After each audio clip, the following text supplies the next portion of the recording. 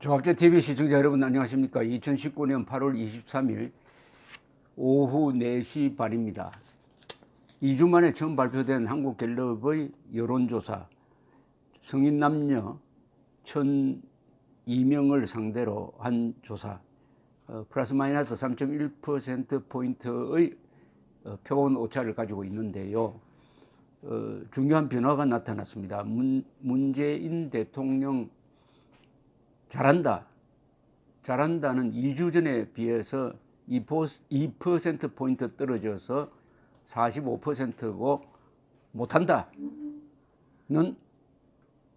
49%인데 이것은 2주 전에 비해서 상당히 많이 올랐습니다. 7%, 몇 퍼센트가 올랐느냐 하면은 5%가 올랐습니다. 6% 올랐군요. 6%가 올랐습니다. 6%포인트 올랐습니다. 6%포인트. 이 긍정평가가 내려앉은 것도 최근 처음인데, 부정평가가 2주 만에 6%포인트 급등했다고 볼 수 있겠습니다. 급등했습니다. 특히 20대의 국정평가는 부정이 7%포인트 뛰었습니다. 이것은 껑충 뛰었다 이렇게 볼 수 있겠네요. 그래서 20대에서는 잘하고 있다가 42고 못하고 있다가 46%입니다. 20대가 아주 특이합니다. 특히 20대 남자가 문재인 국정 운영에 대해서 아주 불만이 많은 층입니다. 남자와 여자가 많이 갈립니다. 20대 남자가 어떻게 보면 이 정권의 뇌관입니다. 20대 남자는 학생이거나 군인이거나 또는 대학생이 되기 전이거나 바로 직후에 졸업 직후거나 아니면 군대 제대 직후니까 이 대학생활, 입학, 군 이런 문제에 대해서 아주 예민한 층이 20대입니다. 근데 20대가 왜 반문재인으로 돌고 있느냐? 20대가 가장 진보적이라고 알려져 있는데 오히려 20대가 50대 이상과 비슷해지고 있는 게 특징이고, 이 20대가 이번에 조국 그리고 그 딸의 문제와 관련해 가지고 이 끌어오르는 분노가 촛불 시위라든지 이런 집단 행동으로 폭발할 때 한국의 정국이 흔들릴 수도 있다 하는 것을 이 여론조사가 보여주고 있습니다. 더불어민주당의 지지율은 2주 전과 비해서 변동이 없고, 자유한국당은 3%포인트가 오른 21%, 그래도 반밖에 되지 않습니다. 정의당 7%, 바른미래당 6%, 민주평화당 1%, 우리공화당 1%로 되어 있습니다. 이런 가운데서 조국 씨가 이번에 성명을 발표해가지고 75억 원 규모의 가족 사모펀드와 웅동학원을 사회에 환원하겠다. 그러니까 재산을 내어놓겠다는 입장을 발표를 했는데, 여기에 대한 반응이 인터넷상에서는 그렇게 호의적이지가 않습니다. 왜냐하면 지금 재산 문제만큼 또는 그보다 더 심각하게 거론되고 있는 것이 이 딸의 부정 입학 논란입니다. 부정 입학 논란이 다방면적으로 거론되고 있는데, 거기에 대해서는 일체 논평도 하지 않고 이 재산 문제만 정리하는 식으로 이렇게 하니까 댓글에 이런 내용도 있습니다. 걸리니까 내놓는 게 무슨 의미가 있을까? 사퇴 먼저 하고 조사받고 그리고 기부해라. 나도 물건 훔치고 걸리면 다시 돌려주면 무죄지요. 이 문제가 아니라 당신의 위선자적 행동이 문제이다. 갑자기 기부하면 지금까지 불법 편법이 없어지나? 국민들은 당신 재산을 달라는 게 아니라 당신 같은 사람은 법무장관이 될 수 없다는 이야기를 하고 있는 겁니다. 장관직을 돈 주고 사겠다는 이야기냐? 이제 국민을 상대로 딜하네. 참 살다 보니 별 이상한 사람을 다 본다. 국민이 그리 웃어 보이느냐. 범법자인데 저런 사람을 어떻게 법무장관을 시키나.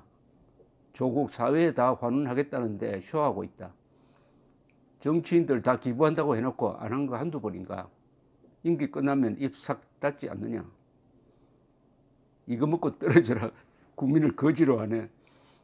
일반인과는 법 감정이 아예 다른 듯.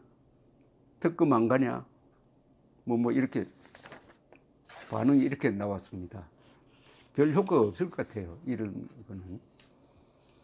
다만 하나 이렇게 해서라도 굳이 법무장관이 되어야 되겠다고 집착하는, 이게 참 보통 사람으로는 이해할 수가 없습니다.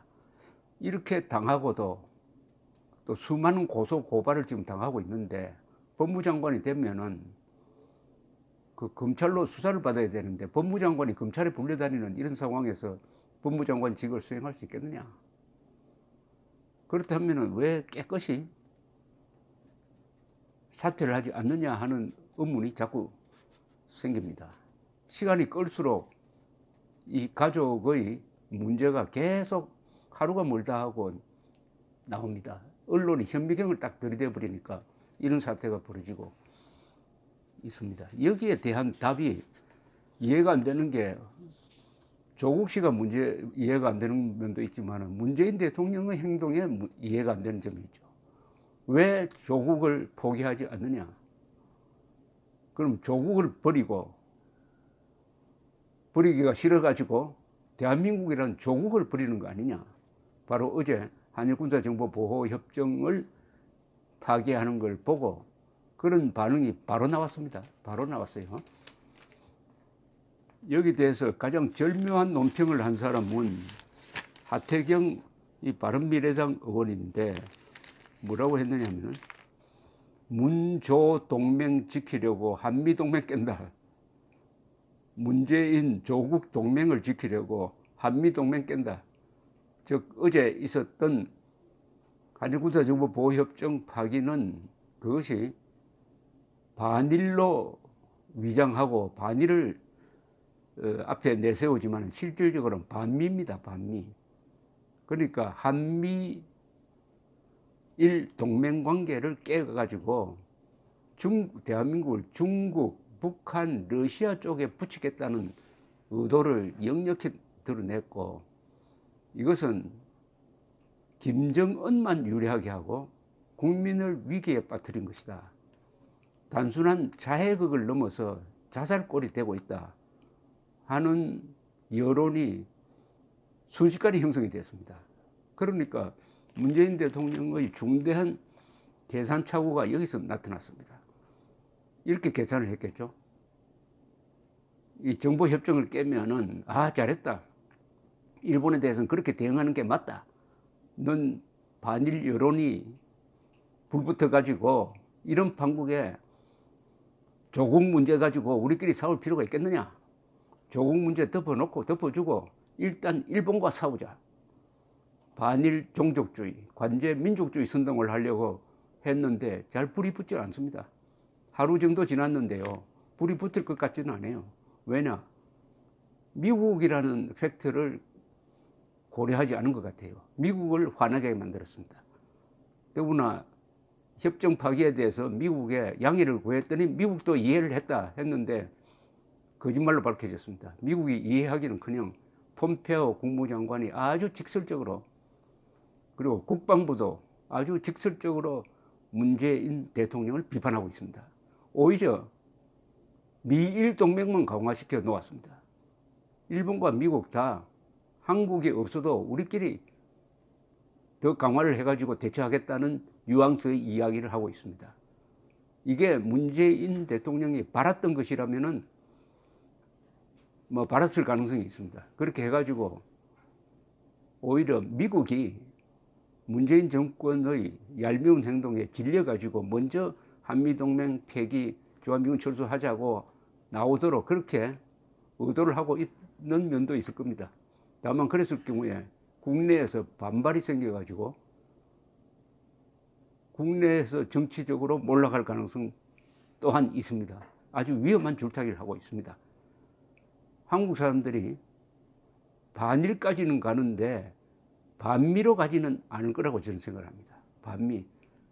한국 사람들의 미국에 대한 호감도가 꽤 높습니다. 어떤 여론조사에서도. 그런데 이 경계선을 지금 허물려 하고 있습니다. 반일과 반미를 같이 하려고 합니다. 이것은 북한 노동당 정권의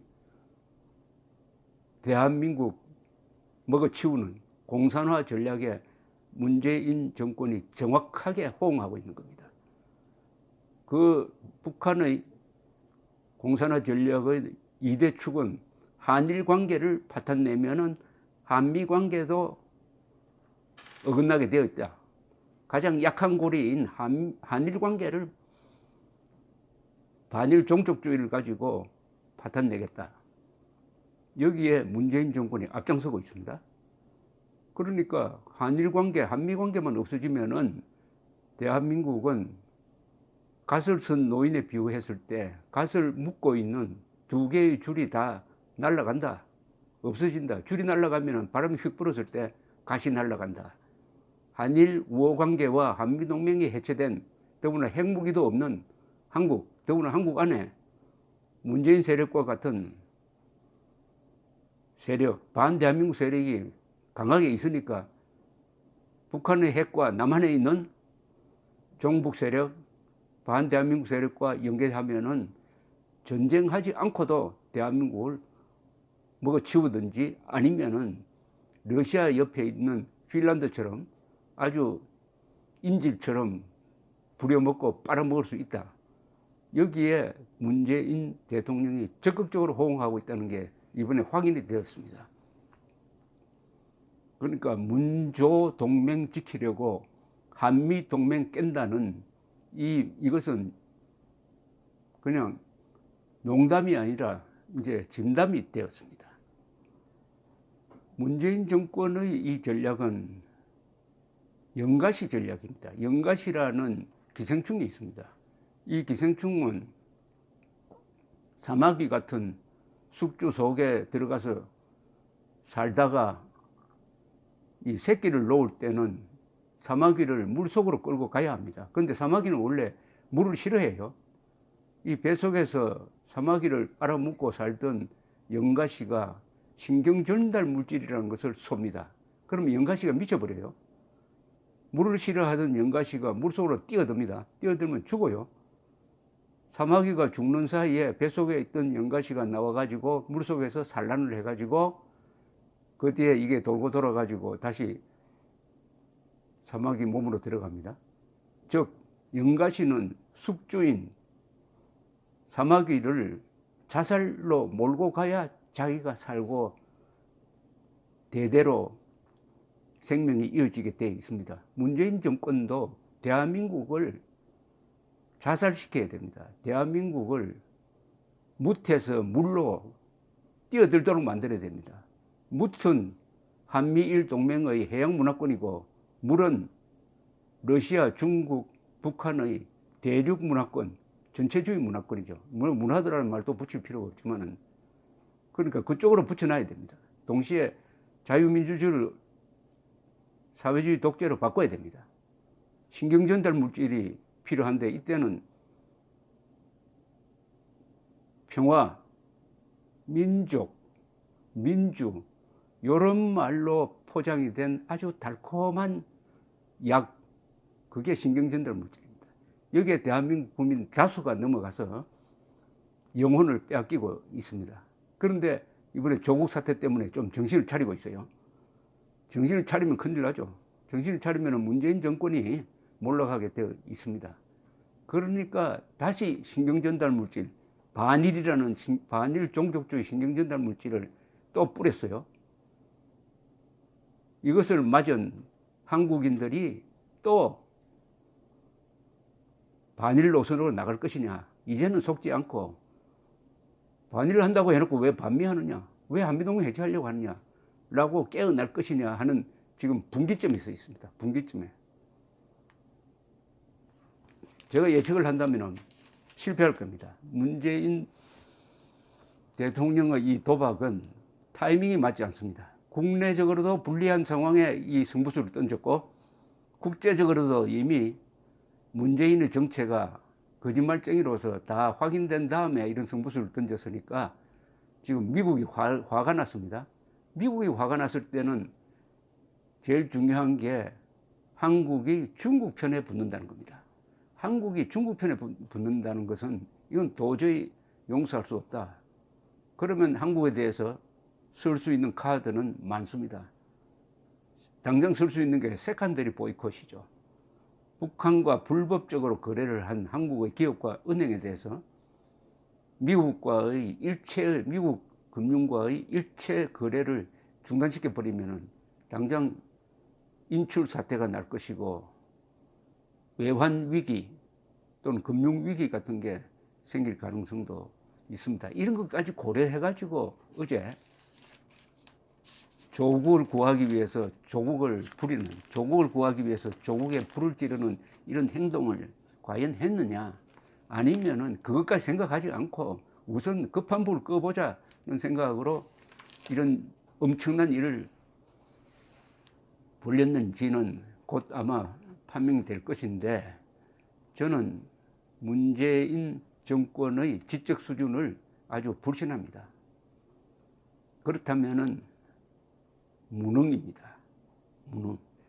무능한 사람이 용감하면 어떻게 되는지, 무능한 사람이 용감한 건 아니죠. 용감이란 말에 맞지 않지. 무능한 사람이 무모할 때 어떤 일이 벌어지는지 아주 케이스 스터디가 지금 전개되고 케이스 스터디를 해야 할 사건이 지금 이어지고 있습니다. 감사합니다.